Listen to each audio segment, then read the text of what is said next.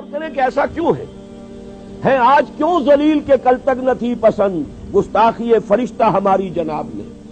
اور عام مسلمان کے ذہن میں سوال آتا ہے کہ ہم چاہے کیسے بھی ہیں، برے ہیں، ہمارے اعمال صحیح نہیں ہیں، ہم کلمہ گو تو ہیں، اللہ کو مانتے تو ہیں، محمد کے کلمہ گو تو ہیں، صلی اللہ علیہ وسلم نام لیوا تو ہے، ان کی محبت جو ہے وہ ہمارے سینے میں ہے موجود، قرآن کی تعظیم کرتے ہیں، آخرت کو مانتے ہیں، نمازیں پڑھتے ہیں. کروڑوں مسلمان ہیں جو نمازیں پڑھتے ہوں گے، 130 کروڑ میں سے آخر 30 کروڑ تو ہوں گے نماز پڑھنے والے.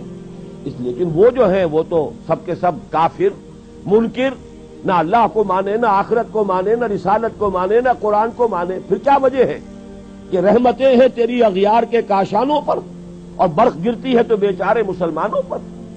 اس موضوع پر الحمدللہ کہ میرے مضامین نوائے وقت میں چھپ چکے ہیں، اور اب کیونکہ وہ تکمیل کو پہنچ گیا سلسلہ کتابی شکل میں بھی آ جائے گا.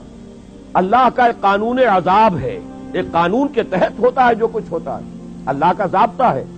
قرآن اس کے لیے لفظ سنت استعمال کرتا ہے. وَلَن تَجِدَ لِسُنَّتِ اللَّهِ تَبْدِيلًا وَلَن تَجِدَ لِسُنَّتِ اللَّهِ تَحْوِيلًا.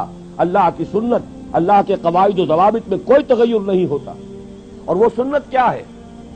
کافروں پر عذاب اس دنیا میں صرف اس صورت میں آتا تھا کہ کوئی رسول آئے اور ان میں اتمام حجت کر دے.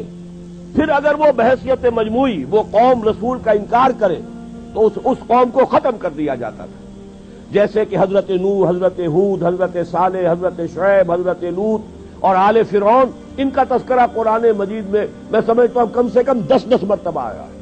یہ میں بہرحال حساب کر کے تو نہیں کہہ رہا، میرا اندازہ ہے کہ 10 مرتبہ یقیناً ان 6 اقوام کا تذکرہ ہے. اور اس کے حوالے سے یہ قانون سمجھ لیجئے، جس قوم کی طرف رسول بھیجا گیا اس قوم نے بحیثیت مجموعی رسول کی دعوت کو رد کر دیا، قوم ہلاک کر دی گئی. صرف رسول بچا لیے گئے اور ان کے ساتھی اہل ایمان بچا لیے گئے.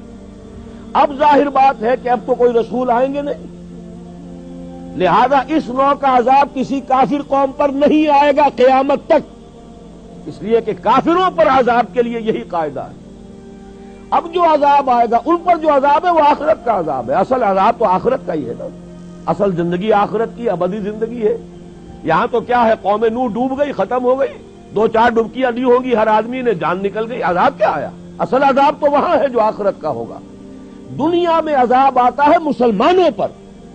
مسلمان ہو کر تم اگر اسلام پر عمل نہیں کرتے، دعویٰ تمہارا اسلام کا ہو اور عمل تمہارا کافرانہ ہو، نام لو تم محمد کا صلی اللہ علیہ وسلم اور اتباع کرو تم محمد کے دشمنوں کا، دعویٰ کرو اللہ اور اس کے رسول کی وفاداری کا اور تمہاری دوستیاں ہوں اللہ اور اس کے رسول کے دشمنوں سے، تم کہو اللہ اور اس کے رسول کے احکام کو ہم مانتے ہیں اور سودی کاروبار کر کے اللہ اور اس کے رسول کے خلاف اعلان جنگ کیے رکھو.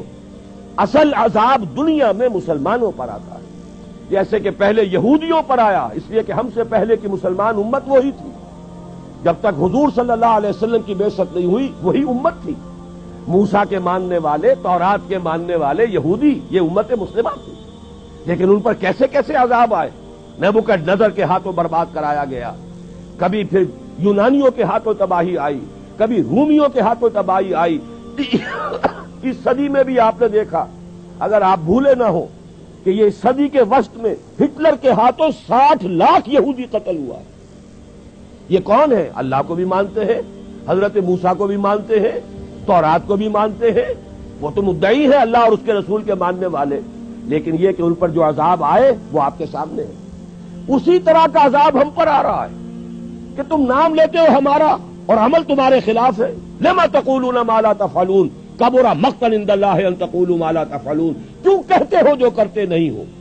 اللہ کے غضب کو اور اللہ کے غیظ کو اور غصے کو بھڑکانے والی ہے یہ بات کہ تم کہو جو کرتے نہیں. یہ ہے اصل سبب. اصل مجرم ہم ہیں، ہم دوہرے مجرم ہیں.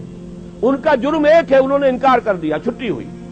ہم ہیں کہ جو ہر روز کہتے ہیں ایاک نعبد و ایاک نستعین، اور پھر اس دن میں 50 مرتبہ اللہ کا حکم توڑ رہے ہیں.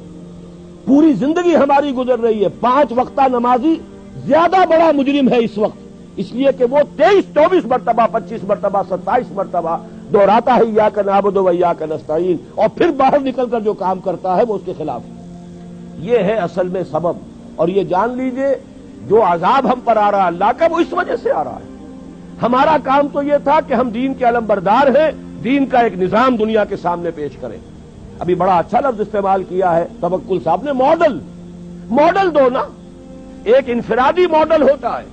حضور صلی اللہ علیہ وسلم اپنی ذات میں ماڈل تھے, لقد کان لکم فی رسول اللہ اسوۃ حسنہ, لیکن حضور نے صرف ذاتی اور انفرادی ماڈل نہیں دیا, ایک اجتماعی ماڈل فراہم کر دیا, نظام قائم کر کے دکھا دیا. یہ ہے اللہ کا دین, یہ ہے اس کا سیاسی ڈھانچہ, یہ ہے اس کا معاشی ڈھانچہ, یہ ہے اس کی معاشرت, یہ ہے اس کی فیملی لاز, یہ ہے اس کے اندر تمام قوانین فوجداری اور دیوانی, یہ ہے یہاں پر قانون شہادت, یہ ہے سارا نظام. دیکھ لو, ٹھوک بجا کر دیکھ لو, یہ نظام ہے.